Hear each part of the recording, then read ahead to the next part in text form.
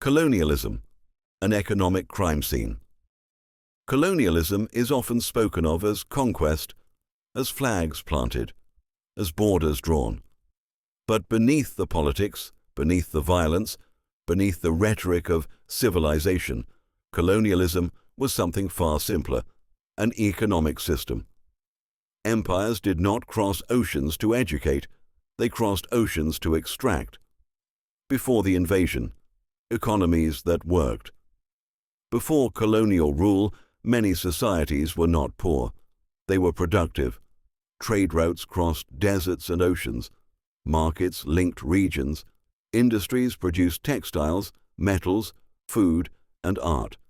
Africa, Asia, and the Americas were not waiting to be discovered. They were already connected to the world. Colonialism did not build economies from nothing. It replaced functioning systems with something far more profitable for outsiders: the extractive blueprint. Colonial economies were never designed to grow locally. They were designed to extract. Railways did not connect villages to villages. They connected mines to ports. Roads did not feed communities. They fed ships, gold, rubber, cotton, oil, tea. Raw materials flowed outward. Profits followed. Development did not. This was not neglect. It was design. Labor without choice extraction required labor. Cheap labor. Controlled labor. Taxes forced people into colonial wage systems. Land seizures destroyed subsistence farming. Refusal meant punishment. Education stalled. Families broke apart. Entire generations were drained of potential.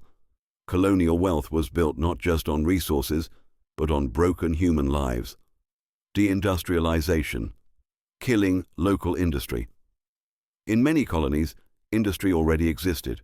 Textiles, ironwork, shipbuilding, competent, competitive, profitable. So colonial powers dismantled them. Local goods were taxed. European imports were favored. Manufacturing died. Colonies were reduced to raw material suppliers and consumers of foreign goods. Dependency replaced productivity.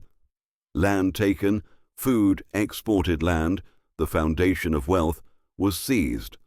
Fertile soil, once used for food, was turned over to cash crops. Coffee instead of maize.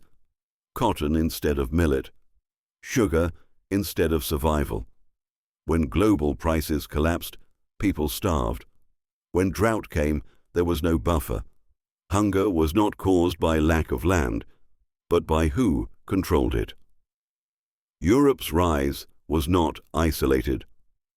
Europe's industrial revolution did not happen in isolation. It was financed. Cheap resources lowered costs. Colonial markets absorbed excess goods.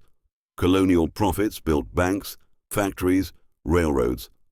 The modern global economy was born from this imbalance. Industrial centers on one side, extraction zones on the other. This gap did not emerge naturally. It was engineered. Independence without economic freedom. When political independence arrived, economic chains remained. New nations inherited economies built to serve others. Single crop exports, weak industries, foreign debt. Global institutions replaced colonial offices. Control became indirect, but no less powerful. Colonialism changed its uniform. Its economics stayed the same. The world today still follows. Colonial lines look at the world today. The richest nations sit where empires once ruled. The poorest where extraction once occurred. This is not coincidence. It is continuity. Underdevelopment is not a natural condition. It is a historical outcome. Colonialism succeeded, not in developing colonies, but in underdeveloping them permanently. Conclusion: memory is economic power. To remember is not to dwell in the past. It is to understand the present. Economic freedom cannot exist without economic truth. Colonialism was not a mistake. It was a business model, and until its structures are dismantled, the global economy will remain unequal, not by chance, but by inheritance. Africa does not rise by imitation. Africa rises by memory.